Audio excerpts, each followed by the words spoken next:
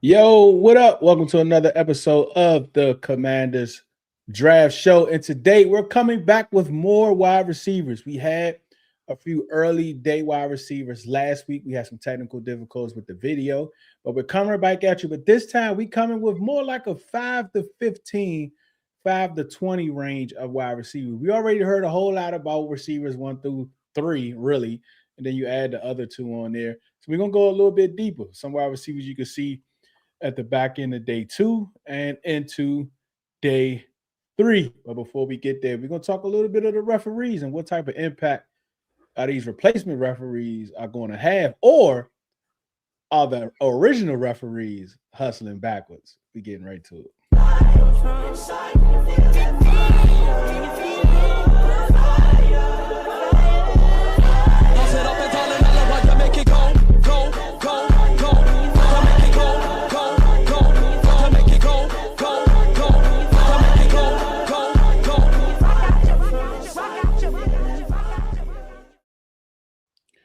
Yo, what's up, Cal? How you feeling today, man? How you doing, man? Another blessed Sunday, Deuce. Excited to Yes. be here today, and all the topics that we have laid out, plus going over wide receivers. It's wide receivers have been picking up here recently, and you're talking about like the Twitter sphere and I guess the wave of the week, you could say, on what prospects are everyone's feeling. It seems like Cardinal Tate is growing on everybody's lists as of late. So this is it's a good position group, a lot of talent, a lot of depth there that we've uncovered, and we have great people like DT and Smoke and Radar behind the scenes doing a lot of work into finding these gems, right? And it's gonna be fun to be able to do that today. But I don't know what it is about you, Deuce, but it's always a good day when you're talking with you, brother. You're just you're a bubbly personality. I appreciate that, man. I appreciate that. I don't know, like DT is somewhere doing meeting with media groups and all this other stuff, probably getting Super Bowl credentials and all that other good stuff. So I don't know how long DT is gonna be with us. Sometimes they just forget about us. So let's hope DT doesn't forget about us when he's Yeah. up there with Stephen A. Smith. At least I can will get. never forget you guys. And I don't know if Smoke will be here. I'm just gonna be honest with you. Like Duke lost in the absolute shocker, not the shocker in the fact that they lost to UConn, but how they lost to UConn. It was dramatic, right? It was absolutely dramatic from their star player. All he had to do was hold on to the basketball, but I'm not going to go there. So I don't know if we're going to see Smoke on that count. Like I absolutely I got you. Now, as somebody that doesn't watch a lot of college basketball or NBA basketball, I'm very confused because I thought Duke doesn't lose. I mean, they last year they had a shocking turn of events against Houston and got put out. And this year they were winning, gave it to their star at like 6 seconds left. And all he had to do was hold the ball. That's all he had to do. But he tried to pass it. It ended up getting stolen. And then the other team made like a 30-foot three-pointer to win the game and send Duke home. So I did see that video. He did hit the Steph Curry shot to end the game, which is just it's incredible because that's the dude that recovered the ball. Yeah. He recovered it, passed it up, and then received it right away and drained it from deep. That was that they call it March Madness for a reason, Deuce, and that definitely fits the bill. Yeah. So I don't know if he's going to be here tonight.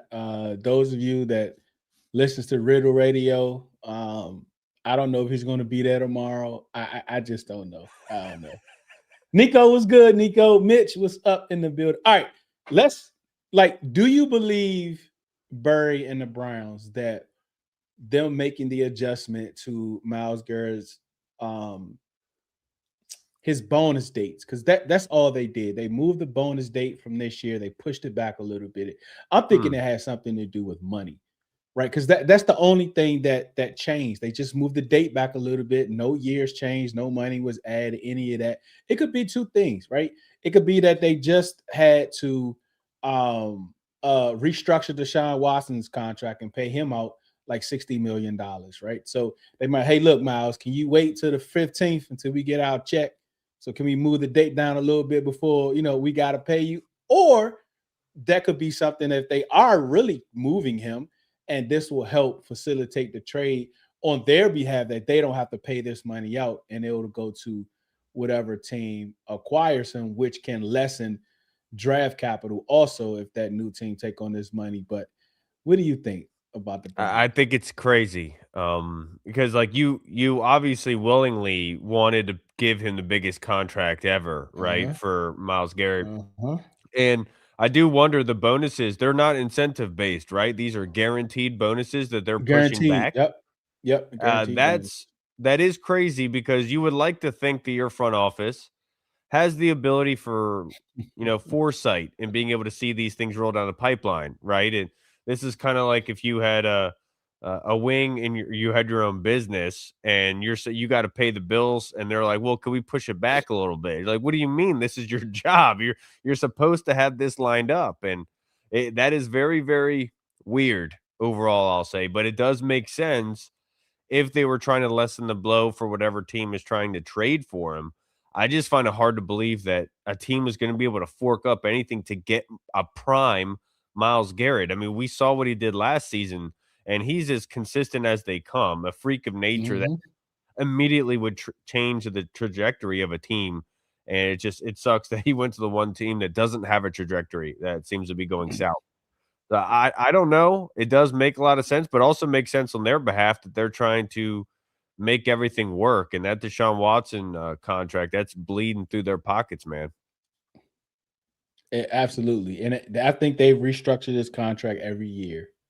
Yeah. Every year. I think except for the second year, but I think they restructured. I mean, that contract is eating them alive. They got to move money that they probably going to be paying that man for the next 15 years. Just how they trying to move and maneuver that contract. I'm actually surprised he's still there. The new Darryl Strawberry for the NFL. Exactly. Smoke, keep your head up. I don't think he's joining. Oh man, what's up? What's that? Sea Fisherman? I believe that's what it is. Peace to you. My name is Freeman. What's good, Freeman? The defense is not good at all last year. I need Caleb Downs a 7 if he's available. The Caleb Downs has been getting a lot of, just like you said, Carnell Tate, but a lot of those Buckeye boys been getting a lot of push over the last couple of days from their combine. But Caleb Downs has always been the guy. Like he is the most consistent out of the three on that defensive side. I mean, he shows up in big games, but sometimes the other two kind of washes out a little bit.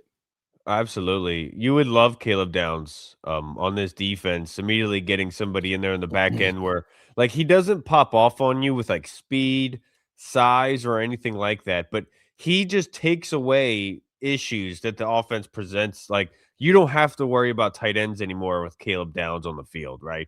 You have somebody who can come up in the run game and help you. There was a touch, an interception he got at the end of the game. I forget I think it might have been, I forget who it was. It might have been Indiana that he went up against, and to seal the game, he picks it off in the end zone on jump ball, and it's just showing his kind of range and what he offers you. And I'm with you. I called it a party because it seemed like all of Washington's brass was in Ohio State's pro day, just having a party, a meetup vacation. They made a golf trip out of it. And that was intriguing because it's so funny that Ohio State, they go to the pro day, everyone goes, and usually it's like a quarterback or just a wide receiver or somebody you're going to say they really like this cat. But there's like 5 guys there that you could say, well, maybe they're targeting at 7, and like you can't pinpoint it, right?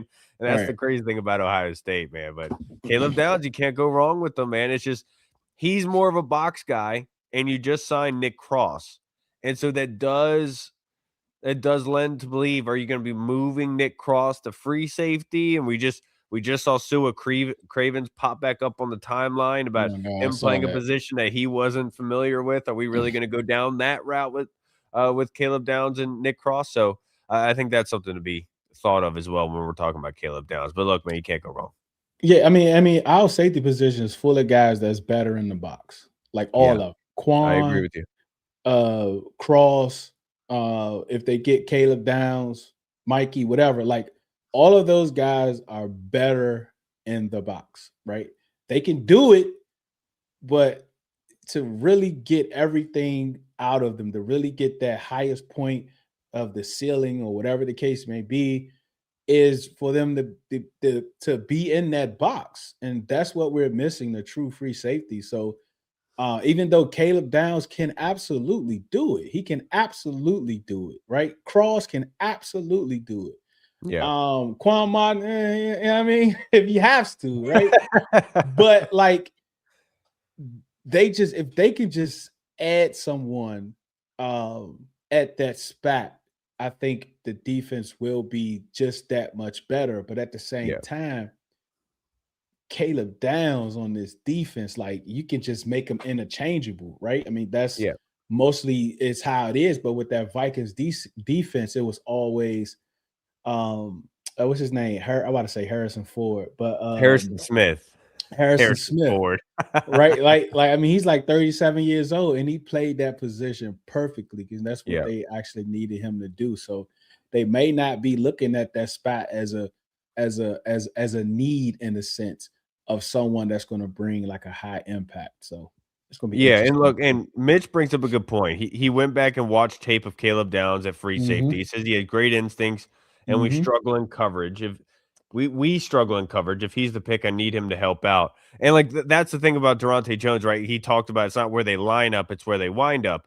And maybe you could use Caleb Downs as a free safety, but when we broke down his snap counts, it was literally cut in half. There was a perfect medium between in the box and then being deep. And so I do think that you can use him in that sort of way. It's just what are you going to do with Will Harris as well? Because Will Harris is very capable himself. And the one thing that Dan Quinn talks about, he's another box guy too. Exactly. And so what Dan Quinn preaches is putting guys in position for them to maximize their talent. And when you talk about that, is taking Caleb Downs out of the box doing that? In my personal, like that's a question I would ask that needs to be asked. I mean, DT, you watch them every week, man. I know he can do it, right? I know he can do it, but you're not getting the full experience by just having him play free safety. I mean, what you think? You're muted. Oh, you don't see Henry. God dang it, bro. You've done it like that last 3 episodes too. It's about to turn into a DT. DT. Anyway, like I think the thing with Caleb is, you know, what a lot of people will not acknowledge is he is a corrector on Ohio State defense. Like I think this year with this Ohio State team, you're going to see how much Caleb Downs really matter to that secondary, not only for the secondary, for that entire defense as well. I mean, the kid had played under Nick Saban. He played at Ohio State under Jim Knowles, and then he played under Matt Patricia. He played with 3 highly talented defensive minds, and he's able to coach and have all the responsibilities in each of these defenses. You know, like when you watch what Minnesota does with Harrison Ford, with you know, some of the safeties they have. Like, he said Harrison Ford. Did I say Harrison Ford? I heard you said Harrison Ford. Harrison Smith. When you talk about some of the safety, their responsibilities, what they're able to do, you know, Caleb completely matched that. And I think the biggest thing about it is it's like with Caleb Downs, we're always going to have a guy that's going to make up for the mistakes that's being done on the end. It's going to put people in the right place. For the past couple years, and maybe as, you know, R-word fans, we've been watching safeties making completely tremendous amount of stupid mistakes on the back end. You need somebody that's going to make the right decisions, put guys in place. And Caleb Downs is the type of guy that'll do that for you. And I will make this argument in defense of the guys that we have on the roster and what happened last season, right? I call it a snowball down a hill, a snowy hill. Whereas the D-line and the middle of the field were so bad at what they were trying to accomplish that the issue, the pressure, then rolled downhill to the secondary.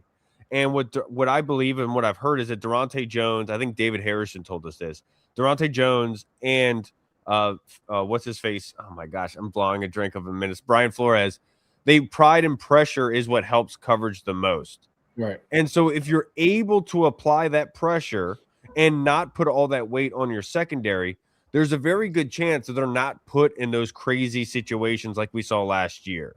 And so maybe they get the benefit of that, of, you know, when your name is not being called, when you're not shown on the highlight, missing a tackle like Quan Martin and the guy gets a 40-yard gain on you. Maybe that's a difference in how people view him. And we all know that one play can change how people feel about a player in one game. And I do think that is a caveat we have to put in here. Maybe the pressure and what they've invested in the front seven so far can really elevate this secondary, especially somebody like Quan. But I'm not arguing against Caleb Downs. I'm just saying maybe the other guys on this roster might actually be elevated based on what Devonte Jones wants to do in a long-winded way. Sorry, I'll land my plane. Yeah, it's going to be interesting to see how he do with this defense. I think the referees is hustling backwards, and let me tell you why. Off the break, right? The Wednesday of week 1 in Seattle, referees, no one is going to be thinking about you, original referees. You are not going to prevent week 1, that opening night game in Seattle. You will not prevent that from happening. Deuce, right? Can you explain the situation to me like I'm an alien and I just got here? So they are in labor negotiations. Okay. The referees want 10% increase over the next several years. The NFL is only willing to go 6.5. I'll do 6.5. Several years. The referees want 10. Right? They was in a meeting last week. The referees, whoever the head do whatever, they just left. Cut the meeting short. Right? The NFL put out that, well, today they put out they about to start hiring the replacement referees, getting them ready and training, get ready for training camp. And last week they also mentioned that they're going to help them more from New York. And with the new AI technology we've been seeing in the UFL, and NFL tried it last year.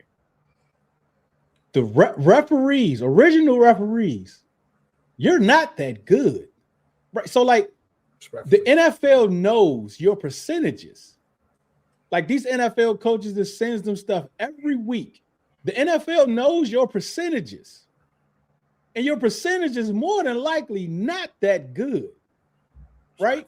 And for you to walk into the NFL office and tell them you want 10% and be mad and leave as if you're any type of preventer of an NFL game. They're going to have these replacement refs out there. They're going to have the AI.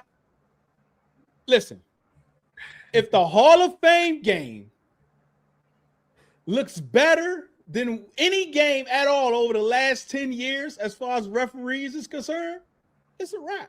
They might say, nah, we get out 3.5% over the next several years. Yeah, I'll do it for 2%. Just give me a shout. That is the funny thing about this, because a lot of the refs that are in the NFL aren't like considered professional refs. Like they I think it's like half. I know they start. Right. Some of them are full-time, but not all of them. Right, and like a lot of them are doctors, lawyers that do this to help out.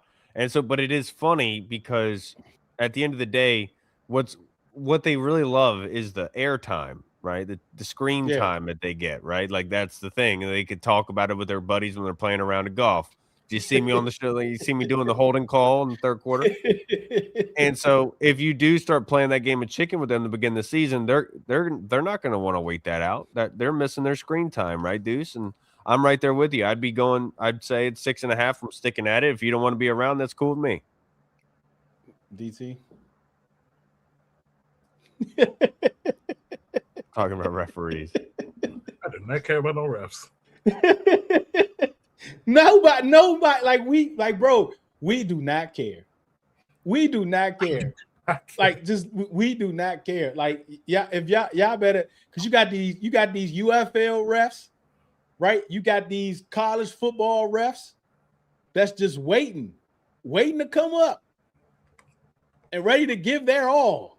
Right? They're gonna be out there during running fast, right? They're gonna be out there jetting, running 4.3s, like trying to keep up. Like, bro, go ahead, Kyle. Like, I don't like these refs hustling backwards for sure, man. No, just saying real quick, Mitch, if you're in like the whole mob thing, he said what they really like is selling games for the mob. There's a book called Killing the Mob. You should read it. It's phenomenal to see how entrenched they were in literally in every aspect of our life. But it's a really good book, Killing the Mob. Yeah, I don't think Mitch read books. He should. It's a really good one. He still be at the clubs and stuff. I be seeing the post. Boy said he oh man. All right. I don't know. Like DT, I don't think Smoke is gonna come. I don't think he's gonna be on radio tomorrow. What happened? I mean, he was the first one to put his wide receivers up. Duke happened. Oh, yeah. I don't know. I don't think. I don't think he's going to show, bro. Like I don't think he's going to show. So we'll push his to the back and hopefully like he come in and we'll see. Hang on, we gotta have show up in a ski mask. How in the world you're a Notre Dame fan and you're a Duke fan? Touchdown Jesus, Blue Devil. It don't work. That's probably what happened. It don't work, man. Especially on a Sunday. Oh man. All right, man. Let's get to these wide receivers, man. Kyle, you up? Oh snap! Who am I going with first? We got Max and Devonte. Yeah, we looked at Max Tomczak last week, a smaller type of guy coming out of Youngstown State, and he was really fun to watch. I hate to make the comparison just because of skin color, but he a lot like Cooper Kupp and being able to operate and sort of things, but he's a smaller kind of wide receiver, very good route discipline. There was one play that he had where he runs an out and up, and I don't know how he got around the defender, but he was able to. Big Brock. Remember we did Jacoby Lane last week. We can't do him again. That was one of my guys, was Jacoby Lane. But Max Tomczak also has experience in returning for punt return and kick return. Maybe a UDFA. I think he was ranked in the 300s, close to the 400s by PFF. So he's somebody might be a UDFA that if you're looking for a returner, that he would definitely fit that bill. Can we go to Devonte Ross? Nah, what you think his draft projection is, Kyle? So he's right now projected as a late day 3 kind of guy, but he doesn't possess any of the elite speed. The only thing really you could say is route running and toughness and catching balls over the middle in contested kind of ways. But I think that this is a guy who's going to have like an Adam Thielen type of career where he's a UDFA, is brought in, just works his way up to the lineup, probably helping out in special teams. And then if he has a good quarterback that can distribute, he can grow from that point on. But I do believe it's going to be a late day 3 or UDFA for him. All right, Devonte Ross. Somebody in the chat was bringing up Dylan Thieneman earlier, and Devonte Ross had a route put on Dylan Thieneman, and Dylan Thieneman could not keep up with Devonte Ross. He's 5'10", 170 pounds, who's also a punt returner and a kick returner. In 2024 at Troy, DT and I were talking about this. At Troy, his numbers were astronomical. At Troy, he had a kick return touchdown. He had 76 receptions, 1,000 yards receiving, 11 touchdowns.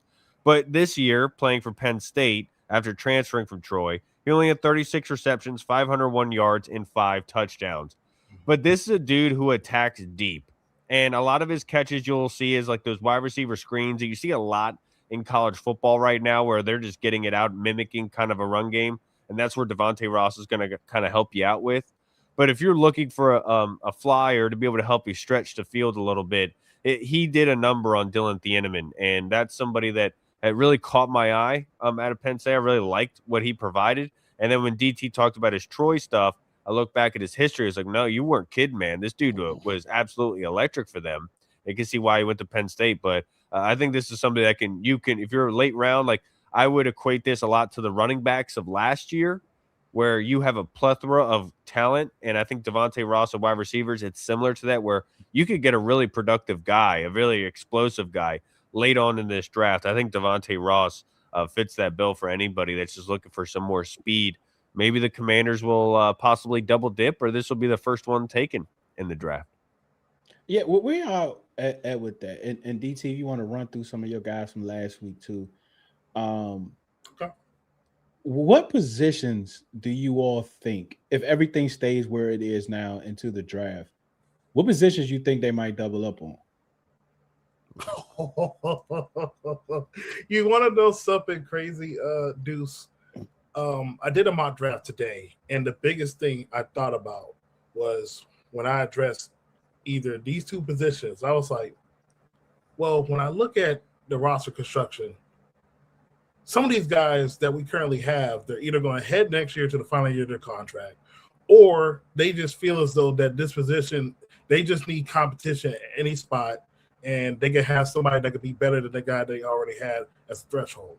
And I think for me, I look at the wide receiver spot and the cornerback room because one, you should, in my opinion, you should always draft for those spots regardless, because sometimes you're going to need special teams depth as well. But then you also look at the wide receiver spot with, Luke McCaffrey. Next year, after this year, he'll be headed to the final year of his rookie deal. Jalen Lane, he has some potential, especially as a punt returner, but you want to see a little bit more in the receiver game. And hopefully with the David Blau offense, we'll see more of that. But when you're looking at like a guy like a De'Ami Brown and a Van Jefferson you just signed, there's no guarantees that those guys will make the roster even this year. So I think you have to address the wide receiver spot and cornerback room as well. I think clearly they did sign Witherspoon, but I don't think that's going to be enough even for a 90-man roster. There still needs to be some guys in that room, wherever it's a guy that could be a corner four or potentially developmental starter corner that can be a starter in this Toronto Jones defense. And yeah, Big Brock, that is Darius. Like, I don't know if you know him, DT, but called you by your government. Yeah, I saw that. And not only call him by government, he forgot to put the O in the government. What you think, Al? I do think corner is probably the easiest answer, just given with what they have in the building at the moment. With only 4 or 5 corners listed on the roster at the moment. You can look at the 4. And so, but safety is really loaded up. You could make the argument for possibly linebacker if they were to go down the Sonny Styles or Arvil Reese route, because with Arvil Reese, you can make the argument he could be utilized as a pass rusher and as a standard typical linebacker. And if you were to double dip a linebacker later on, you're just adding more weight into that room. But we also don't know what's going to go on with Bobby Wagner. So that's another one to consider. I'm not sure if they would double dip offensive line. We all know that they want a center. Is there a possibility that they draft 2 centers? I don't think so. Maybe they go with the tackle later on. I'm not sure about that. I think tight end is taken out of the equation. And they have stuff at wide receiver, but it's not a bad thing to stuff the cupboard and make it as competitive as you freaking can. Yeah. But you also don't want to cut yourself off from really good talent as well. So that's a really tough question, but I think DT hit it on the head with the wide receiver and corner is probably your best bet at the moment. Yeah, I absolutely think wide receivers is a strong possibility, right? And cornerback is a strong possibility. Look, we have 4 now, right? We just signed I forgot his name. Akello Witherspoon, right? So we have them 4, and then we have Vickers and Rush on the practice squad, right? Like, do you all ever play spades before? Yeah. Play spades, right? So we have maybe 1 and a possible 2 out of those 6 corners. I'm not counting all those as full books. I'm going board. I'm telling my partner I got 2. Yeah. Where are you going, Kyle? I would say with 2. What about you, DT? I'm sorry. I was like, can you repeat the question again? Hold on. We got breaking news. I'm sorry. I don't see a face yet, so I'm gonna wait until I see a face come on. And oh, there it is.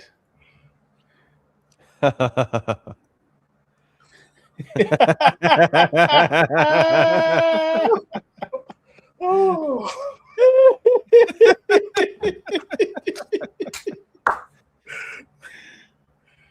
Oh, what's up? What's up, Smokey? You all right? How you doing, man? Smoke? Bro, I forgot you were a Duke fan. I ain't gonna hold you, bro. We get to Malik Benson yet? Did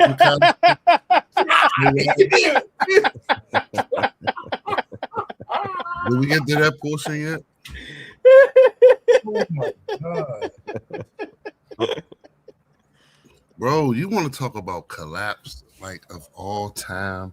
Like 44 either gonna be a good year for me or a collapse of a year, bro. I scored 44 points in the first half. They scored 44 in the second half. Oh my gosh. I turned 44 tomorrow. Man, it's gonna be I'm here. Get me through it. All right. I'm thankful DC? for my wife. My wife like, it's 9 o'clock. I thought you do podcasts days at 8:30.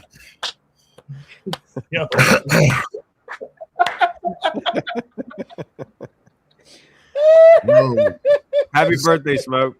I appreciate it, man. Wow. This is absolutely like, all right, let's go. Let's get it. What's up, man? Oh, man. DT, you wanted to talk about some of the ones from last week, or you want to get straight to your two? These guys. I can run down the. I can run down the two because I've carried over two for this week. Gotcha. So Elijah Surrat was one of my guys that I did last week. Very big physical wide receiver, 6'2", 209 pounds from the Virginia area. Played 4 years college football. Started at I believe it was St. Francis, then transferred to James Madison, then transferred to Indiana for 2 straight years. Talk about productivity at the wide receiver spot. He has 44 receiving touchdowns in his college career. Talking about a red zone target. Plays big when the ball is in the air. Back shoulder fade merchant. We know how Jada Daniels loves the back shoulder fade and slot fade. He's a guy that can win at a point of attack. Very deceptive speed coming off the line against corners and stuff like that. A lot of people are going to question, the 40 time, his true natural speed, in comparison to Omar Cooper, who a lot of people are very much higher on. But when you see a guy like Elijah Surrat, he's just a guy that's going to be at the right place at the right time. Also, another guy that I had last week was Cyrus Allen. Cyrus Allen came from Louisiana Tech. He is a New Orleans native. Talk about twitchy at the slot position. If you guys notice, Commanders have been visiting and meeting with a lot of guys that play inside and out. And Cyrus Allen is one of those guys that had a strong Senior Bowl playing inside and out. Very deceptive with his footwork.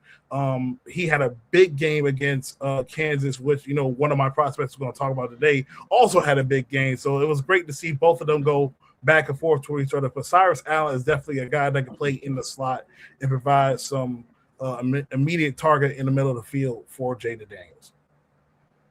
I have watched a little bit on Brennen Thompson, Mitch.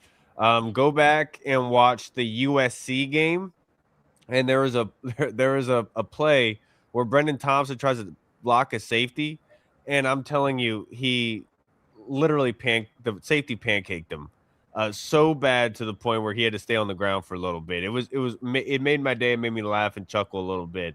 But Brennen Thompson, good wide receiver, deeper, has contested catch issues in my personal opinion, but not somebody to shy away from or to poo-poo.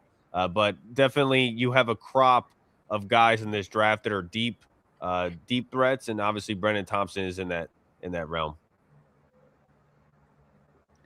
Did you do Emmanuel? No, I haven't done it yet. Go ahead. Yeah. Okay. I want to make sure. Okay. So I got to pull all my 1,300 slides. All right, so I have Emmanuel Henderson Jr. This guy, we met with him.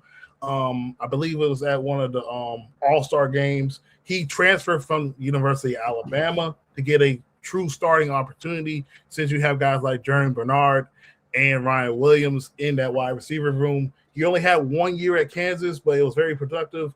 He was first team all Big 12, had 50 catches, 862 yards, 5 touchdowns. His longer reception for that year was a 93-yard touchdown, which his best game was against the University of Cincinnati, where he had 205 yards receiving, also had a kickoff return for a touchdown. He has blazing speed to play on the outside, something that Washington is looking for a vertical passing game. I do think he's a little bit of a gadget player. You can kind of use him in somewhat of a, not as a physical Debo role, but you can put the ball in his hands. He can make plays with it. So he does need to work on some routes when he gets to the NFL level. I also think for him just expanding on his routes and be a little bit more physical when he's going up against some corners that's going to press man. But he has electric speed when he gets the ball in hand and makes plays. And that's something, Washington is looking for. I just want to say All Ones is coming back, a podcast show that we do talk about like other stuff than football, real life stuff and life issues. I'm just going to say Wednesday we coming back. You might want to tell me what you think, Smoke. Fandom. What fandom does to a person. Hey, I just told Glenn I will not be the topic of discussion. That's a bad week for this one. Man. Oh, T Rose, you must be at the beginning of the show, T Rose. You talking about all right, B. Let's get to let's do this guy. Oh, sure. I didn't even talk about the other guy. It's all good. Man, you did Emmanuel, right? I had Servant too. You got J. Michael Sturvant? Yeah. Yeah, let him knock that one out. I thought you talked about him. Let me he talked about the guys from last week too. Yeah, he was talking about Surrat. Oh yeah, that's why I got. Oh, yeah. J. Michael Sturtevant, 6'3", 213 pounds, 23 years old, transferred from UCLA. I just found out last week his uncle is the legendary Floyd Little, used to play for the Denver Broncos. His father played at Virginia Tech. He's a big, strong receiver, has some speed to him, ran a 4.4 at the combine, plays physical at the point of back. He could be an ex-boundary receiver in the NFL. I have him projected right now, late day 3. So this is a guy that you can put at the end of your roster who can develop into a role. The one thing I do think I have a concern with him is sometimes at press can struggle early against some of the physical DBs. You kind of see that when in the SEC, when he transferred to Florida, and just be a little bit more consistent with his routes. But he has all the makeups to be a prototypical X-wide receiver in the NFL. Did you watch Jordon Hudson at all? Yeah, I watched him a little bit. I watched him when I was watching what's the guy? Romello Brinson. Oh, okay.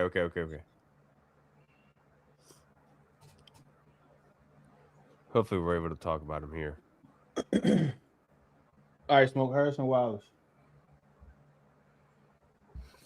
Hey man, Trey Wallace, man, aka Harrison Wallace, out of Ole Miss, transfer from PSU, 6'1", 190, 4.54 40. Don't have a vert, don't have a broad jump. His best game to watch was against Georgia, 9 catches, 156 yards, 1 touchdown. I got him projected like round 3 through 5, but I think he may slide in the 4th spot, round 4. Trey Wallace, good outside receiver. Saw some tape with him inside a little bit, but he played a lot of outside. I really like Trey Wallace. I don't think, because I think what is our 5th round? 147? if I'm Yeah. believing. Sounds about right. Yeah, right now. So that's a far ways away from 71. I don't think we should jump up and reach and get him at 71. But if this guy's sitting there at 147, man, hey, look at his film. It's really good, man. And yeah, like I say, I even like some of his PSU film, you know what I mean, and stuff like that. But Ole Miss, he put some things together, and I got him mocked round 3 through 5, basically. Says Elijah Surrat 32 career touchdowns. That's still the most in the draft. It's 44. 44. Go Hokies. That's good to both. Oh yeah. Oh, they talking about the safety. The list hit. Brock, Hey, Big Brock, bro. He don't like no receivers. No, unless you bring up Jacoby Lane. Jacoby Lane's the only That's one. all he want to talk about. All he want to Lane. talk about is Jacoby Lane, bro. All right, Cal, you're next two. Yeah, Jordon Hudson. He's a senior, 6'1", 200 pounds. This year had 61 receptions, 766 yards, and 6 touchdowns.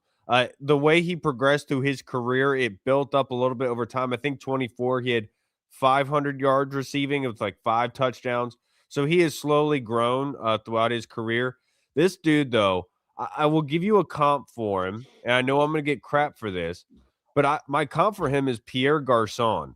And There we go. what I mean by that is like that thicker upper body that he has, very good at contested catches, and just makes these athletic plays that make you look and think twice about him. But he doesn't have elite speed. It's not like he's the best route runner in the world, but he gets his job done, and he's one tough dude.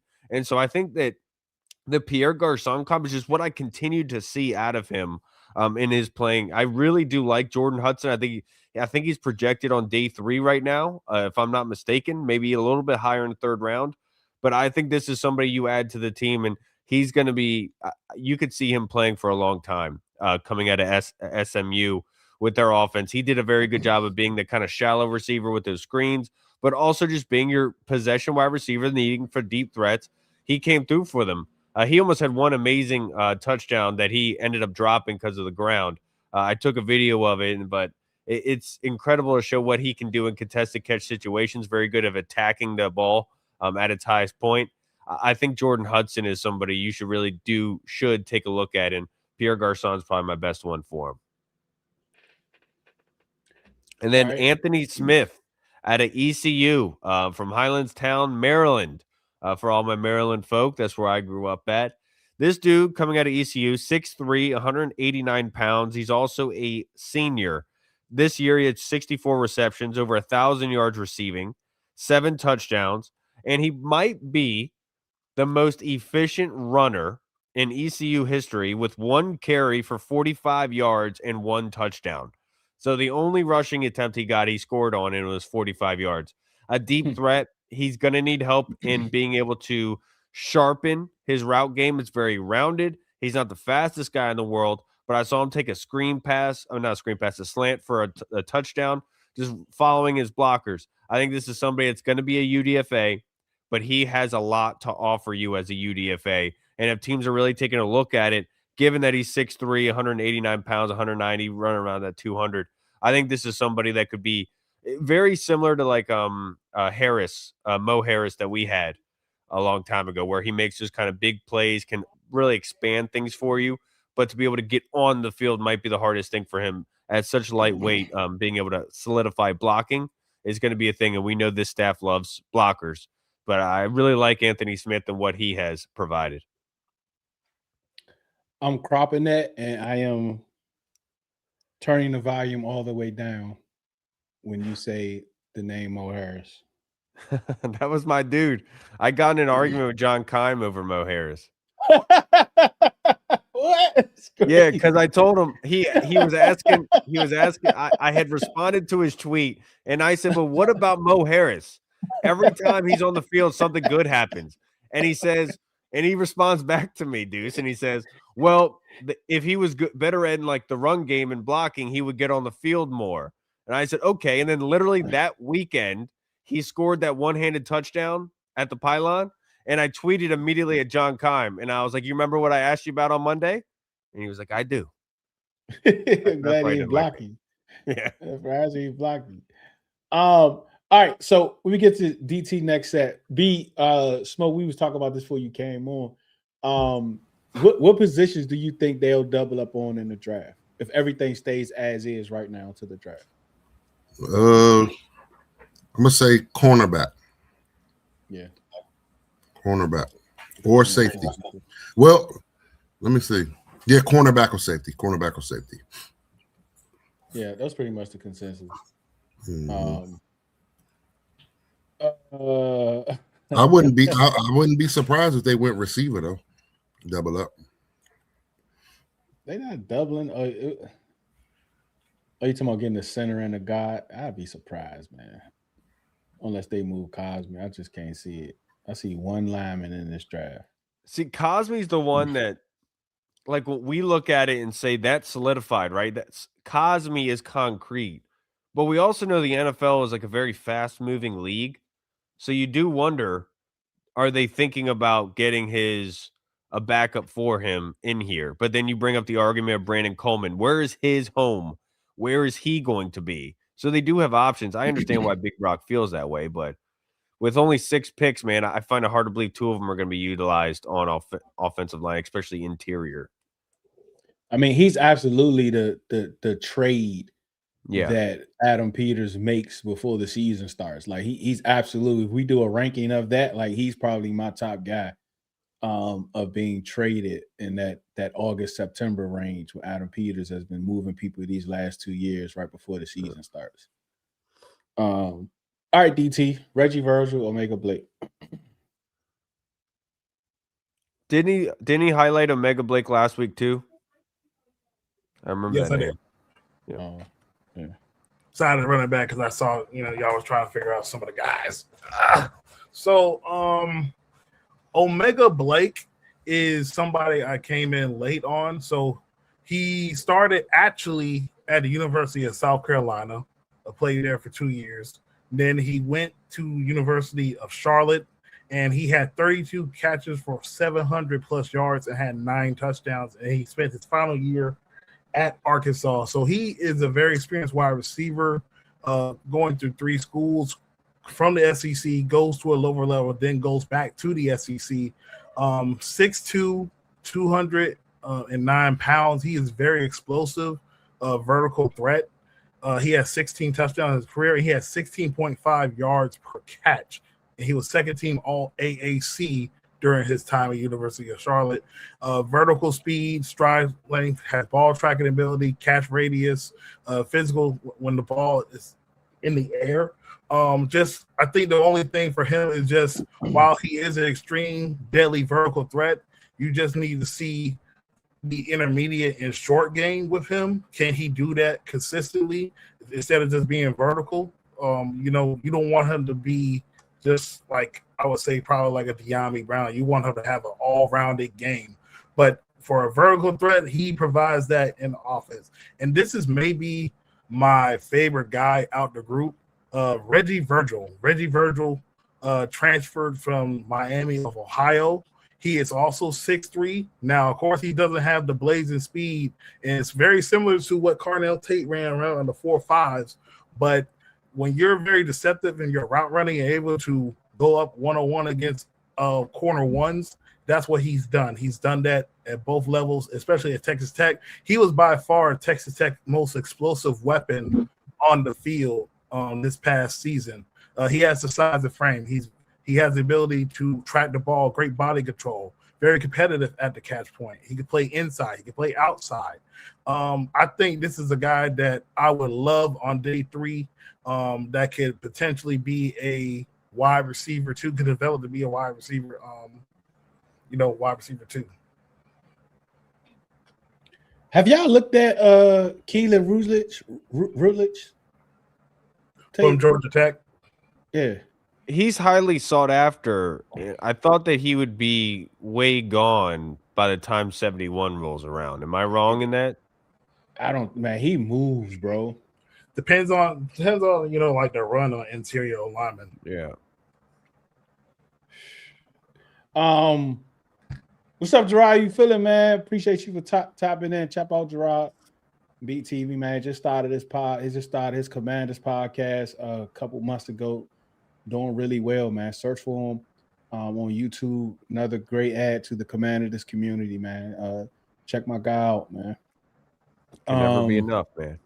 Can never be enough. On now, boy. Please, gotta play the Giants. We gotta get Rick Brock on the show, bro, because he gonna be on the show. All right, B. Next up. Oh, I did want to actually this real quick. I'm sorry. Wait, you did Eric McAlister too? Damn. Who else did that? I thought I did. No, you didn't, Kyle. Damn it. You didn't do him because Smoke had already did it. I did, because I think we both put Malik Benson and we did it, and we both put Eric McAlister. Y'all do this every week. Y'all probably be texting each other. No, we don't. No. I'm gonna start off with Eric McAlister there, man. Because we got some people in the fan base that swear we need this so-called big body receiver, and they look at big body as 6'3" and up. So Eric McAlister, 6'4", 194. Didn't run a 40 at his pro day or the combine, but some say they project him at like a 4.52 40. He's a transfer kid from Boise State. His last season at Boise State, which was his sophomore season, 47 catches, 873 yards, 5 touchdowns. His last season was just past at TCU, 72 catches, 1190, 10 touchdowns as a senior. His best game to watch was versus SMU. 8 catches, 254 yards, 3 touchdowns. Or go take a look when he played the University of Cincinnati, 8 catches for 101 and 1 touchdown. Look at that film. I got him projected rounds 4 through 5. He's a big body guy. He's a true outside receiver. Don't expect for him to move around into the slot. He's good off the line of scrimmage. He struggles a little bit against press man. And I noticed when it's a corner about 6 feet, 6'1", he was really struggling to get off the line of scrimmage. Maybe that's why he's a 4th, 5th round guy. But that's kind of who my comp was to Mo Harris. Was a younger Mo. I mean, I said Mo Harris to Eric McAlister was a young Mo Harris. I'm not going to see. This is where we at. This is where we at, though. You wanted people later in the draft and stuff like that. But those are the guys, he could come out and I'm not going to look at a 6'4" guy as being a special team demon, but at the same time provide something. You know what I mean? I think he's still got a ways to go, though. But, yeah, Eric McAlister. Yeah.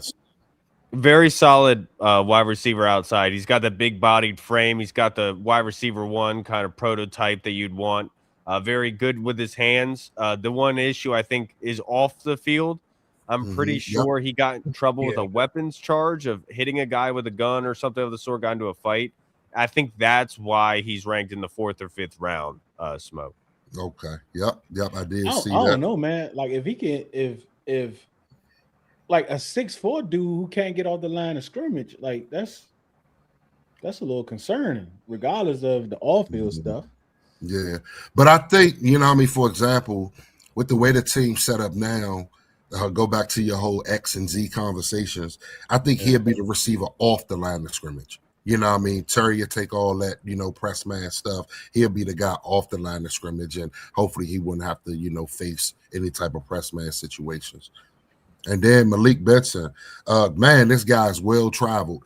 6 foot, 189, 4.34 40, 32.5-inch vert, 10 foot 2-inch broad jump. He was the number 1 JUCO prospect, but the last 3 straight years he was at a different school. In 23 he was with Bama, 24 he was with Florida State, and he just finished up with Oregon. So he was a JUCO guy. Best game to watch, James Madison in the playoffs. 5 catches, 119, 2 touchdowns, 1 from 45 and 1 from 46 yards out. And I got him projected 5th round. He had 43 catches, 719 yards, and 6 touchdowns this year. He's an outside guy. I don't like Oregon's offense. I really don't. Dan Lanning is a defensive-minded coach, so he basically, you know, want to run the ball a lot more, things of that nature. But I know we have a top 30 visit scheduled for Malik Benson. So that's someone to look out for, Malik Benson out of Oregon. You got anything to add to that one, Kyle? Yeah, Malik Benson, he just pops off. I think he ran one of the fastest 40s at the combine this year, or his pro. I think it might have been his pro day. So obviously he adds speed to the equation, and I'm sure Marcus Mariota will be able to break that down and get in his corner a little bit. But Malik Benson is somebody that's going to attack you vertically, can help you with that screen game and that intermittent kind of running game that Oregon likes to do as well. He's somebody who's a willing blocker at times, but overall probably needs to get sharpened up just a little bit more. But another, like what we were saying, is there's a crop of just these speed guys that can attack you deep, and Malik Benson is obviously in that room with the rest of the guys, and he's somebody that, based off that 40 and what he's done, given with his track record in the past, I think you're going to want to bring this kid into your squad if you're looking for speed. And another thing, Oregon ran a lot of 2 tight end sets with Kenyon Sadiq, and it's another guy that's up and coming that's going to be probably first, second round next year. So, another guy that's going to be up and coming. Got 3 of them dudes. Mm-hmm. And he also had this year, he was utilized as a punt returner for Oregon. Yep. He had 9 attempts at punt returns, only 9, and he had 1 touchdown this season. So in 9 attempts he got, that's a pretty good ratio to have going to the next level for special teams that could be helping Malik Benson as well. Mm-hmm. What round would you project him in, Kyle? I think based on that 40 that he ran, I would say probably top end of the 4th. Yeah. Is what you're probably looking at with him. Just like we know with Darius Hayward-Bay and what teams covet, they want speed, right? They want to add speed. And obviously with his special teams ability, I think that does elevate him just a little bit more. Because when you look at Jalen Lane and what he did at Virginia Tech, he wasn't heavily utilized as a receiver, right? A lot of his big plays came as a returner. And if you're fast and you have the special teams ability, you typically can rise up pretty well in the NFL's eyes. I do think that he'd get up there. Mm-hmm. Do y'all think when you all are profiling these guys, how do you weigh the transfers? Are you just trying to take it each individual year? Do you combine them? Like, no, I do go back and look. I do go back and look because a lot of these receivers, a lot of them are transfers. A lot.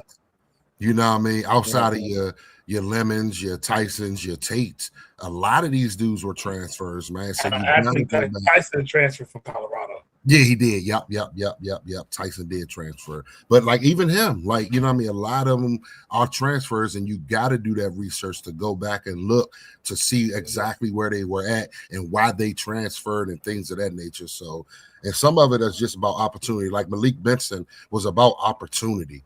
At Bama, he only had like 13 catches, 100-something yards. At Florida State, a little more production. And then he finally kind of broke through to showcase that I was a number 1 JUCO prospect 4 years ago because he's a true senior, you know what I mean, stuff like that. I'm pretty sure if he wanted to, he could have went back for 1 more year. So do you think it, and it's probably more case-by-case basis where it's like I'm not getting the opportunities because of favoritism, or like this guy was already here when I came here, so I'm gonna go somewhere else where I can be brought in and be the guy? Or do you think is that he couldn't crack the lineup of those teams? And some teams have stacked wide receiver rooms, right? And you just got to wait your turn. If you don't want to wait, you can just go in the transfer portal.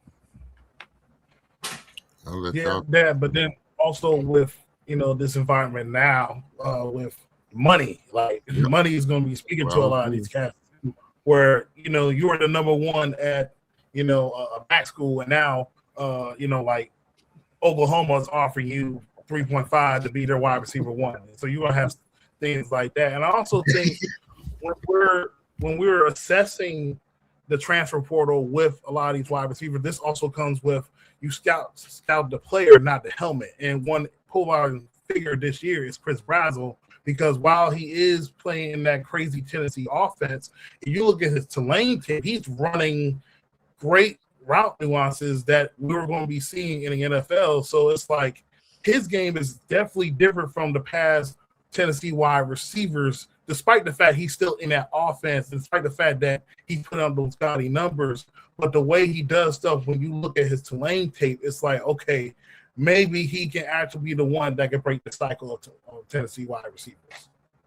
And I kind of like there is a absolute there is a positive to the transfers, right? Going into different systems. For one, it shows you can be somewhat productive in those systems, and some of those systems have you doing different things. So, like Smokey was, you got to go back and you got to watch those previous teams, because some things you might not see on this current team, you might see on the first team he was with. Like, he was able to do this and to do that. So you want to be able to go back and look. So this, and I think Smokey, you mentioned it last week. I don't know if it was in the pod or was in one of the spaces, that like get used to these 3-year wide receivers, these 3-4 year wide receivers, because they're trying to get, you know, their stock as high as possible. And sometimes transferring is best when you're looking at trying to move up in the draft, for sure. Mm-hmm. Yeah. All right, let's get to the mock. Smoke, you up? Hey man, this was our trade back mock. I traded back with the Lions. I saw Big Brock. He didn't like it because I guess apparently he's a Rutledge lover. But yeah, I went back from 7 to 17.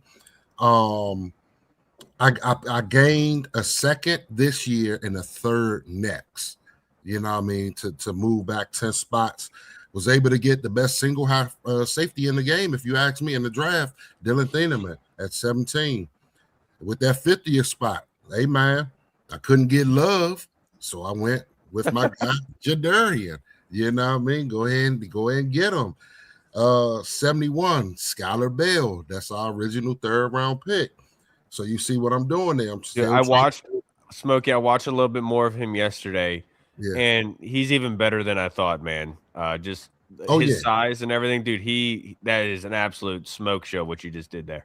Yep, he can play inside and out for the receiver, but I love him in the slot, man. Like, he got that delayed, like, I'm gonna play with you while I get off the line, and I'm gonna just boom and hit that route on you and stuff like that. Create separations. I love Skylar Bell. Dude, he had a 41-inch vertical, 11-1 broad. He is explosive. Yep. So, and then I didn't get Rutledge, but I got Big Burton, center out of Kentucky. You know what I mean? Sitting there at 147, I couldn't pass that up because some people got him going as early as the 3rd round, like early 3rd round. So couldn't pass that one up. We need a center. We're not, confident in Allegretti and in Coleman. Why not get a natural guy there, come in and compete, stuff like that. I doubled up on receiver. Hey, listen, Skylar Bell, that inside guy, Irk Rivers is going to be that outside guy that's just going to blow right past you. That's all I need him to do. Threaten the defense. As Logan Paulson say, get out there and run something for the love of the game routes, Irk Rivers. And you got special teams ability. So if I need you on kick return, punt return, I know you can do it because I've seen it on film. After that, I went on and got defensive back help, cornerback out of Toledo, Andre Fuller. I don't know what's going on with Toledo and these defensive backs that they got going on, but I like his film. I think he should be going higher than the 6th round, but hey, he was sitting there. And then I capped it off, man. I know we do hashtag kicker in the 7th, but 6'6" linebacker out of USC, man, Irk Gentry. Where he going to play on the field, I don't know. But I love his size. I love his attributes. And that's the draft right there. That's the mock right there, man, the trade back from 7 to 17. Gentry sometimes is just destroying people. Roaming around back there as linebacker. He is definitely intriguing. Mm-hmm. So, I think I did pretty solid. But, yep. And that middle linebacker spot is just like the safeties, right? Mm-hmm. Like, especially the free safety spot, right? We got guys that can do it, but are we maximizing their talent by forcing them to play it, right? And like McGee he's still a question mark, right? Like, he's still a question mark. So it's gonna be interesting to see how they go about those two, like that safety that safety spot and that Mike linebacker spot is going to be very interesting to kind of follow. I do think it is funny. Do you remember last week? I think it was. Did Radar do the mock last week? Yeah. When Radar's mock came out and he got Dylan Thieneman, and Smoke said he didn't like it because there wasn't an elite playmaker there that he got. He got Dylan Thieneman, and then Smoke comes with his and also has Dylan Thieneman. So when I look back at it, right, let me just say it for guys that went after Thieneman, it was Kenya Sadiq 18, Monroe Freeland 19, Mesidor 20, CJ Allen 21. That's the 4 guys that went after. You know what I mean? Vega went right before him. So, you know what I mean? So, and it's not bad. The Lions traded up to get Carnell Tate. The more I watch Carnell Tate, the less I like this dude. But, hey. They can have Tate. Anybody check out Proctor? I don't know how to pronounce his name. Yeah, single word you said. So you said something about Carnell Tate. Oh. Hey, everybody's tired of the opinion, man. It is what it is, you know. It's not a cup of tea. Sir, it's not blue. DT, you got anything on Proctor Salboskowitz? Which Proctor are they talking about? Are they talking about Caleb Proctor, the D tackle, or Caden Proctor, the O tackle? No, Proctor. So his full name is Illinois State wide receiver. It's got to be. Yeah, it's a wide receiver. Hold on. And Bryce Lance and Demings. I know about this. Might be Demings. So like Demings, if you go, Demings, FCS scouting. If you go back to the pod that I did a couple days ago with Devin Jackson, he talked about Demings on that show, and it's also bookmarked, so you could go back and check that out with Demings. Man, Demings good, bro. Mm-hmm. Proctor. Does he mean Daniel? Daniel Saboskowitz into the D tackles. I think it's Daniel Saboskowitz, not Proctor. Yeah, I think it's Daniel. No, he says Caleb right here though. I don't know. No, the screen says Proctor, but I think he means you mean Daniel? Yeah, Daniel. Yeah, Daniel. It's got to be Daniel because he is a wide receiver. Yeah, because he put. I don't know anything about Daniel. Oh, Caleb Proctor. Oh, he's getting that's why. Okay. These all last names. Oh yeah, he making us work. Like he giving us 4 names. I'm thinking I'm so confused. 6'3", 205 for Daniel Saboskowitz. Dude, in 2025, he had 83 receptions, 1,141 yards, and 19 touchdowns this season. Bro, playful. This dude. He had 41 touchdowns in 4 years. Yeah, 80 catches, 1108, 9 touchdowns, 68 catches, 923, 10 touchdowns. I got to do some work on Daniel. I appreciate it. Guy? Like, hold on. I appreciate it, FCS scouting. I appreciate it. Wait a second. This dude putting up video game numbers. Dude, that's insane. Illinois State. I got to watch him. So against Oklahoma, 2 catches, negative 3 yards. Here we go. 2 catches, negative 3 yards. That's the first game of the season, but I got to do some work on them. Let me do some work on them. Because this could be one where some people talk about competition. Remember last week they was like, well, he only seen wide receiver, cornerback 2s. Well, this could be totally competition at a good old Illinois State. Man, let me see what their team stats are there. Like, goodness gracious. He had 3 touchdowns against North Dakota State. Oh, I did not know. Oh, man, Big Brock. Then the first time he played North Dakota State, he had 7 receptions for 75 yards and a touchdown. Damn. Yeah, their quarterback, 5'10" quarterback throwing to him. Their quarterback, 334 for 516, 3568, 40 tuds. That's insane. Now I do. I'm gonna check them out though. FCS. I'm gonna check them out. They got a running back that had 1,300 yards. Yeah, we gotta check this squad out. Wait a second. Their offense is just The Whoa. offense is insane, bro. Going off. What was their record? Man. All right, we're gonna check it They out for sure. were- DT, you got anything with the draft? The mock? They had the I mean, I don't really have a problem with it. Probably, I don't know. I don't feel comfortable trading off like anything like 15, 16, 17, 18, nah, man, throw that in the trash, dog. I'm sorry. I don't feel like trading that far because I feel like our team needs blue chip dudes. When I look at the NFC East, when I see at least the Giants, like they got a couple of blue chip dudes. When I see the Eagles, they got blue chip dudes. We need a blue chip dude. And like it could be Downs, it could be Reese if he falls, it could be Sonny Styles, like anywhere from like 7 to like 11, I'm cool with. If we going that far, Thielman might work. I mean, I do like Jadarian Price. He could be RB1 for us. Skylar Bell is good. Jagger Burden center. Yeah, we've been talking about him in center. Everett Rivers, you double dip at wide receiver, like we've been talking. Andre Fuller, I've been getting on his game a little bit more. The more and more I watch him, I'm starting to see like he could be a fit for our defense. Yep. And Eric Gentry, I like him. He just got to put some. If he puts some more weight on, I think I'll like him even more. He looks like he's 216. I'm probably gonna need to be like 236 or something. Gerard, appreciate you, man. Appreciate you, man. Thank you so much.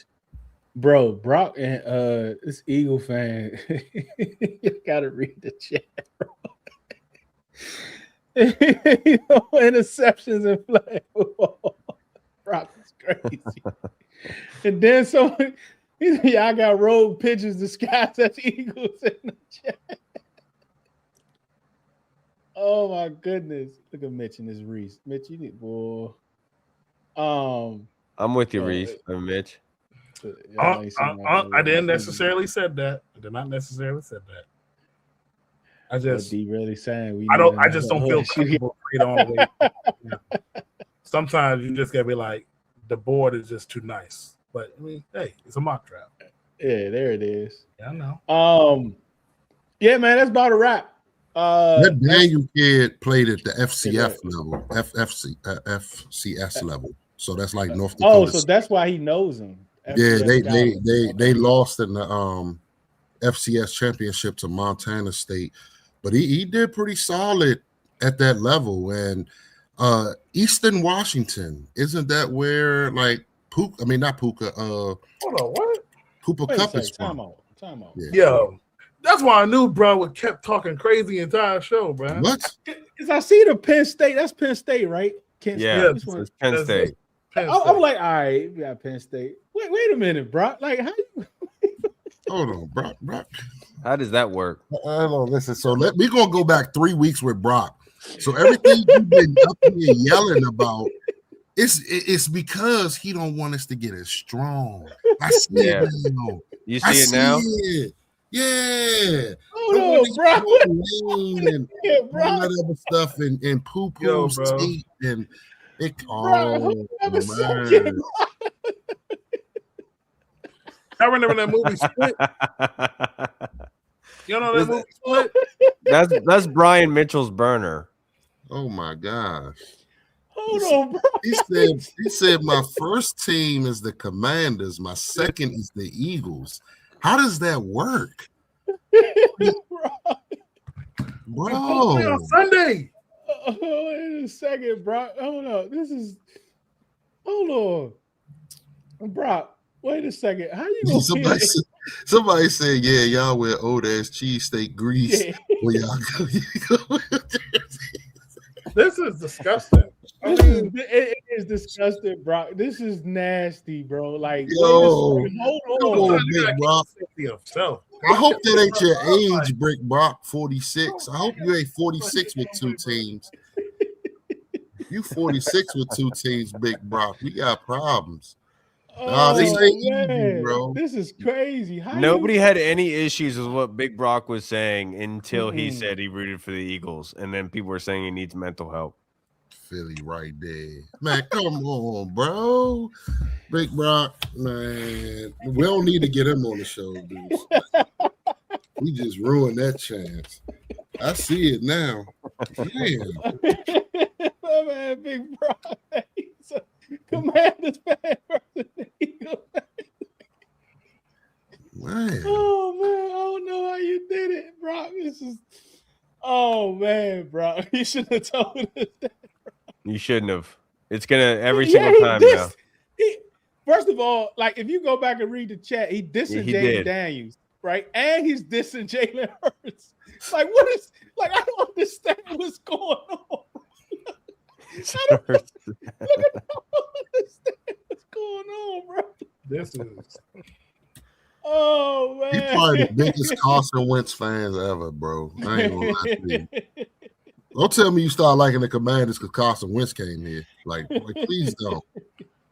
He said Hurts ass. This is crazy. I did not expect this to be like this, bro. He said, I'm not about to lie.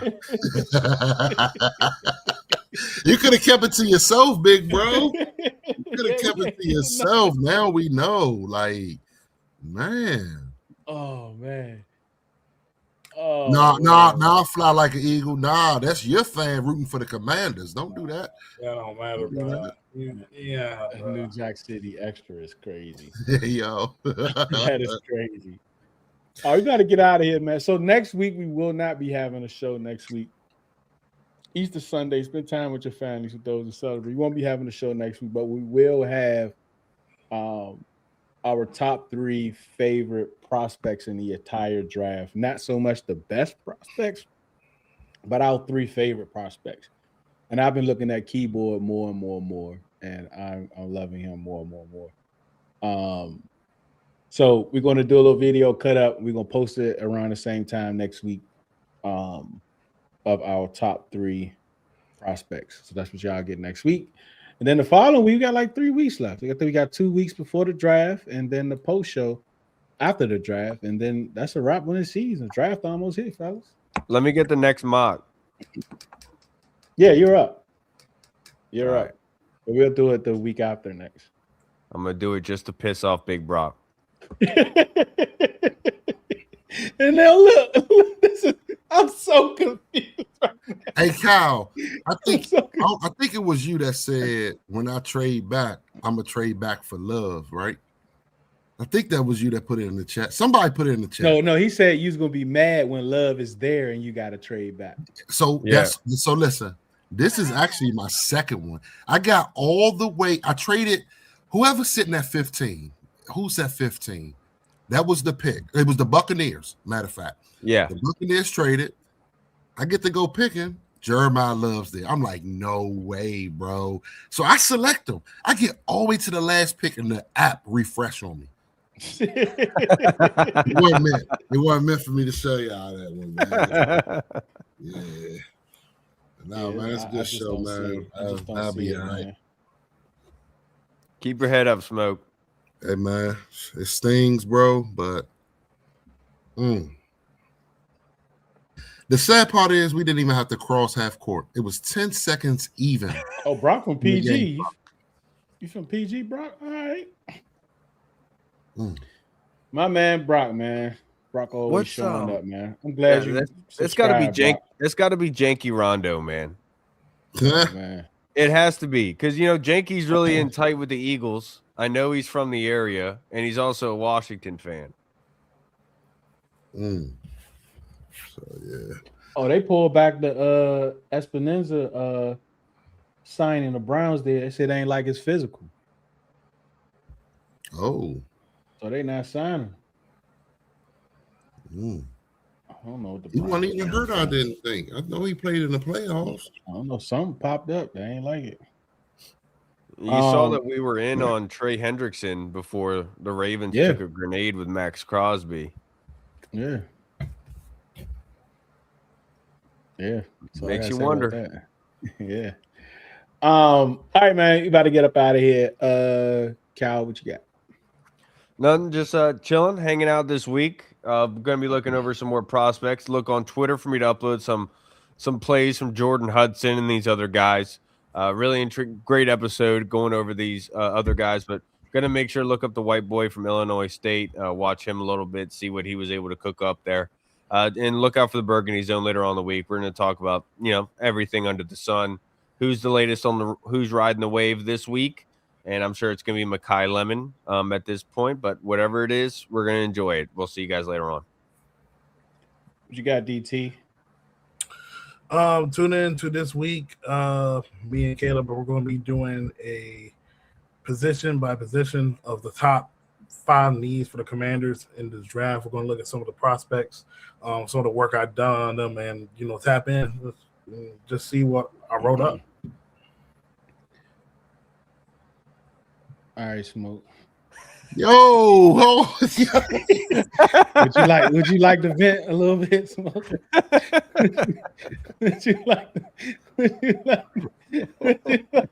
All right. Yes, I'm probably the biggest Duke Blue Devil fan you'll ever come across. I contemplate and I literally like balled up, bro. Like it hurt. It hurt. But I'm here. I'm gonna survive. My birthday's tomorrow. What a good start. It's a good start. You know what I mean? Go to bed with all this stuff on my mind. I think that is a good topic, Deuce. What Glenn put in the chat for Wednesday, stuff like that. How does fandom affect your actual life day to day? I'm telling you, man, I should not be this invested, but I love the sport so much. Football, basketball. I love it that much that it's a part of who I am. It's basically like all I really know. Like, I know it's a lot of movie buffs out there, a lot of music people. No, I'm a sports guy through and through. And when it comes to my Blue Devils, when it comes to my Commanders, when it comes to my Fighting Irish on the football field, when it comes to my Nats, my Capitals, my Wizards, man, listen, I'm through and through with them guys, man. But at the same time, my Blue Devils, they number one, bro, over everything. I'm not going to lie to you. They're number one over everything. Everything I love, they're number one in my fandom. Always been. Tatted in, you can't see it because I got a blue screen on. Tatted in my blood. It's tatted in my blood right there. You can kind of see it a little bit. It's tatted in my blood. I love these Blue Devils. But guess what? Shire. Get me out, Bro, Shire. DT. Look at DT's screen, bro. Shire. Is he froze? No, I'm here. Can you hear me? Let me know if you can hear me. Shire, I need you to go get an experienced guard. An experienced guard that's going to know time and situation. That's all I need.